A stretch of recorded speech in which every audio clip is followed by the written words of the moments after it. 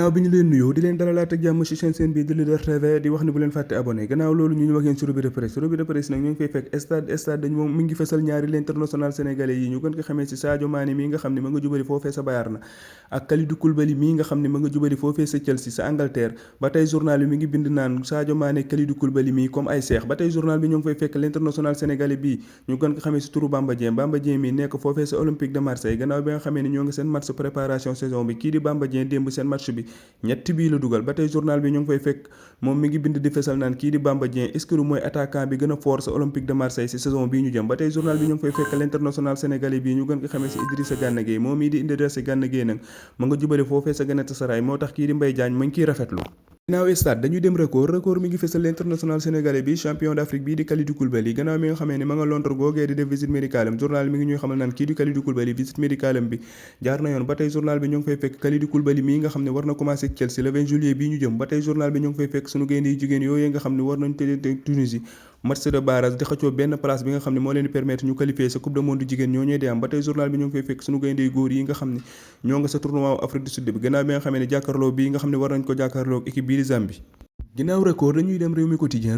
na nga fay fekk beneen champion d'Afrique l'international sénégalais bii di Abdou Diallo gannaaw bi nga xamee ni waa Naples bàyyi nañu Kalidou Koulibaly mu jubali Chelsea googee waa Naples ñoo ngi def tout pour jël l'international sénégalais bii di Abdou Diallo nekk foofee sa Paris Saint-Germain ba tey journal bi ñoo ngi fay fekk Nigéria googee ak Afrique du Sud googee nga xam ni qualifié nañu sa coupe d'Afrique jigéen ñoo ñee di am foofee sa Maroc sa demi-finale ya ginnaaw réew mi quotidien dañuy dem suñu làmb ñoo ngi fay fekk ay kaddu Khadim Ndiaye mii nga xam ne nekkoon na fi ancien lutteur moom Khadim Ndiaye mii nag mi ngi xam ne naan kii di Sa Thiès amul benn chance pour daan Reug Reug kii di Reug Reug moo ko mën fuuf ginnaaw biir réew mi dañuy jubali bitim réew journal bi ñuy wax Mundo Deportivo mi ngi fësal l'international néerlande bi ñu gën ko xamee ci De Jong moom mii di De Jong nekkoon foofee sa FC Barcelone saison bi ñu génn nekkoon fa milieu terrain ba tey l'international néerlande bi taay ay atam ñoo ngi toll ci ñaar fukki at ak juróom taayam mi ngi toll ci 1m80 moom l'international néerlande bi gannaaw bi nga xamee ne FC Barcelone jël na l'international ivoirien bi ñu gën ko xamee ci Kessié jël l'international brésilien bi ñu gën ko xamee ci Rafinha renouveler l'international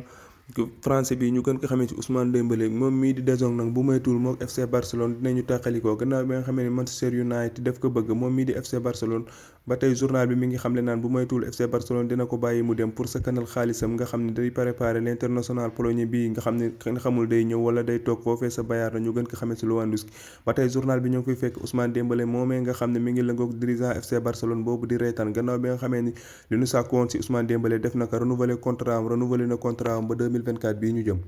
gannaaw Mundo Deportivo dañuy des foofee sa bitim réew journal bi ñuy wax Marca ñoo ngi fa fekk l'international joueur basket bi ñu gën ko xamee ci Carlos mii nga xam ni moo dàq passe décisive ci histoire basket NBA yi foofee sa États-Unis gannaaw Marca dañuy des foofee sa bitim réew journal bi ñuy wax AS fekk fa l'international allemand bi ñu gën ko xamee ci Antonio moom Antonio mii nag mi ngi am ci lu toll ci ñaar fukki at ak juróom-ñeent taayam mi ngi toll ci 1m90 moom Antonio mii nag défenseur central la gannaaw bi nga xam ne saison bii ñu génn ma nga woon Chelsea googee ànd fa ak ñoom Edouard Mendy ak ñooñu journal bi ngi ñuy xamal ni contrat bi nga xam ne moo dox ci diggante joueur bi ak Real Madrid gii mi ngi toll ci ñeenti at chaque année dinañu ko jox lu toll ci juróom-ñeenti millions d'euros moom Antonio mii ma nga feggoog l'international français bi nga xam ne mi ngi am ci ñaar fukki at ak ñaar taayam mi ngi toll ci 1m87 moom l'international français bi ba tey gannaaw saison bii ñu génn ma nga woon AS Monaco googee journal bi ngi ñuy xamal ni contrat bi nga xam ne moo dox ci diggante joueur bi ak Real Madrid mi ngi toll ci juróom benn at boole see xaalis bi nga xam ne ñoo ngi kiy versé mi ngi toll ci téeméeri millions d'euros ñu leen di wax ni bu leen fàtte abonné ba beneen ak yeneeni revue de presse jaa ngeen jëf